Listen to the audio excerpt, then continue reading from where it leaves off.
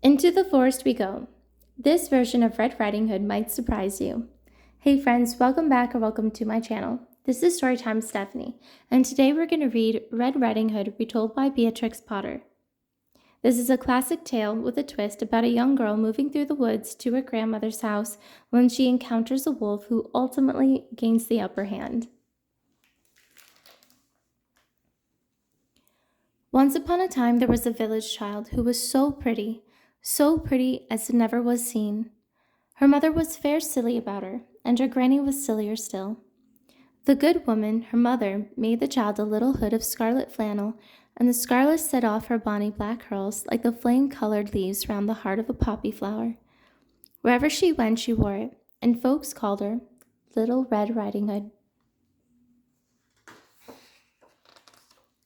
One day her mother baked tea cakes. "Come," said she, "come put on thy little red hood, and trot away to thy granny's.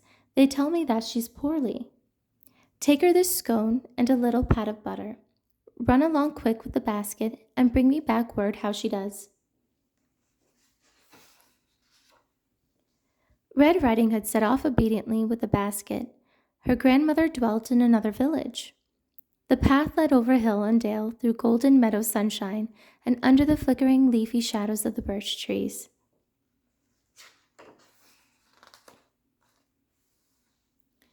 The myrtle smelled sweet in the warm, sunny glades, and a west wind blew softly through the wood. It brought a cheerful sound, the clink of axes and voices of woodcutters singing at their work. "Sing ash, sing oak, sing charcoal smoke, sing hey the merry June cherry. Lay beech and bark for the windward screen, blue smoke and hazel and copsewood green. Sing hey for the woodland merry." Another voice far off amongst the trees took up the song. "Here's ash and oak for the broad axe stroke, hey down the red June cherry." The cheerful voices died away in the distance.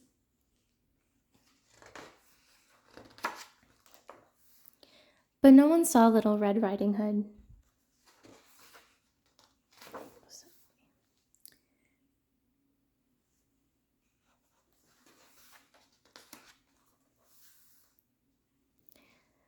By the wooden swing gate at the end of the wood, hard upon the open meadow, sat a great gray wolf. He rested his chin upon the bars of the gate, and he listened to the woodcutters. He was afraid of them. He durst not go home to his bed in the thicket.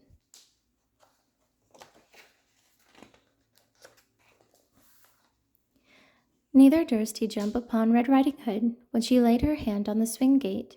He had eaten nothing for 3 days, and his mouth watered when he looked at her. But the woodcutters' jolly voices rang down the wind, and the slow, long crash of a falling tree. "Child, where are you going?" said the gaunt gray wolf. Now, Red Riding Hood did not know that it is dangerous to talk to wolves. "Sir," said she quite simply, "I am going to my granny's. This is a tea cake that my mother has made, and this is a little pat of butter." She lifted the white cloth that was spread over her basket. "Does she live far off?" asked the wolf. "Oh, yes, indeed," said Little Red Riding Hood, "right across this big meadow and beyond the mill. It is the last house in the village." "Hey ho!" said the wolf, stretching himself. "I may as well go too and see her. I have nothing else to do. I'll go by the cart road along the side of the wood, and you shall follow the footpath over the little bridge. Let us try which road is shortest."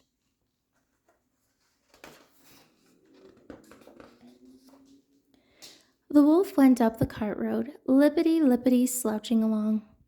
But as soon as he had turned the bend of the fence and was hidden by the trees, he laid out his legs and he ran.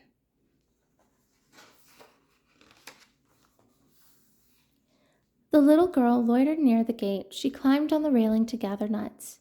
Then she wandered along the footpath over the meadow, picking wildflowers as she went. She made a posy for her grandmother. And where the footpath climbed the brae, beyond the plank bridge, There were little scarlet wild strawberries among the grass, as red as holly berries, as red as the hood of Little Red Riding Hood. She gathered them in a dock leaf and put them in her basket.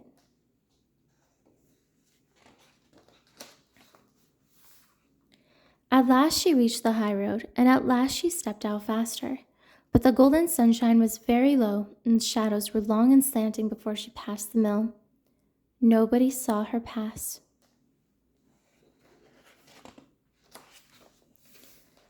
The wolf had run with all his might along the shorter way. When he came in sight of the mill, he jumped over a ditch and hedge above the road and landed on the hillside. He slung along amongst the ferns and boulders. He came down at the farther end of the village, behind the old woman's cottage. Through a broken wall and round the woodshed, he slipped between the cabbages and pea sticks.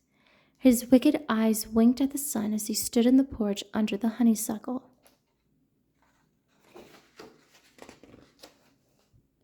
He knocked at the door. Tap, tap, tap. Very softly with a pat of his foot. "Who's there?" "It's your Little Red Riding Hood, Granny," said the wolf in a mincing voice. "I brought you a tea cake and a little pat of butter." The poor old grandmother, who lay ill in bed, called out, "Pull the bobbin and the latch will go up."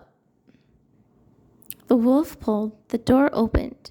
He crept in, and then he made a great spring over the foot of the bed. The wolf was very hungry. He'd had no food for 3 days. In a little less than no time, there was nothing left at all of Red Riding Hood's grandmother.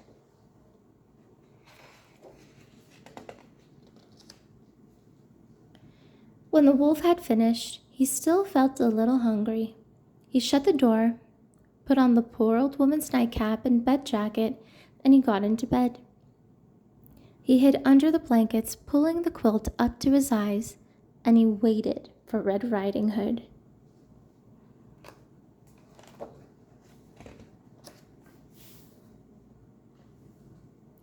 After a while, someone tapped at the door. Rat, tap, tap. "Who is there?" said the wolf from the bed. Red Riding Hood was surprised to hear such a gruff, deep voice, but she thought that her grandmother must be hoarse with a cold, so she answered, "It is I, Granny, Little Red Riding Hood. My mother has sent you a tea cake and a little pat of butter." The wolf made his voice as small as he could and said, "Pull the bobbin, latch will go up." Red Riding Hood pulled, and the door opened. The wolf crouched down under the bedclothes. Said he in his hoarse, deep voice, "Put the tea cake and the butter on the dresser. Take off your shoes and sit beside me on the bed." Little Red Riding Hood took off her little muddy shoes. She scrambled up onto the bed to kiss her granny. But she was very much surprised when the thing that she thought was her grandmother pushed back the quilt and blanket and sat up. "What big, strong, hairy arms you have got, Granny," said Red Riding Hood. "The better to hug you, my dear." "What big, hairy ears under your nightcap." "The better to hear you, little granddaughter." "But, Granny, your eyes have turned yellow." "The better to see you, my pretty." "But, Granny, what big white teeth." And that was the end of Little Red Riding Hood. Red Riding Hood reminds us to stay cautious, trust our instincts, and listen to those who care about our safety. Even in stories filled with adventure and mystery, we learn that being brave also means being wise. It's okay to ask for help, and sometimes the unexpected can teach us the biggest lessons. Well, friends, thank you so much for watching. Remember to like, subscribe, and I'll see you guys next time. Bye!